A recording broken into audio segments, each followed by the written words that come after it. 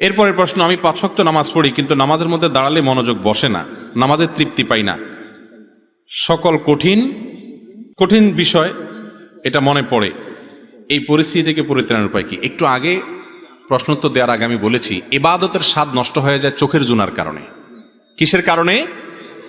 আমি আপনাদেরকে আল্লাহর উপরে ভরসা করে বলছি, যদি কেউ ইবাদতের স্বাদ পান না এই অভিযোগ করেন, আপনি টানা 10 দিন 20 দিন এই চোখ দিয়ে হারাম কোনো পড়ার দিকে তাকাবেন না, কোনো মিউজিক কোনো গান শুনবেন না, মোবাইলেও না, মোবাইলের বাইরেও না, টেলিভিশনেও না, কোনো দিকেই না।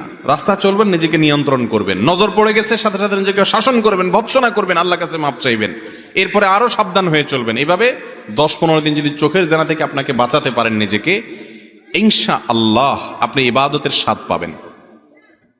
আপনি রুকু করলে সিজদা করলে আর উঠতে মনে চাবে না। ভাইরে,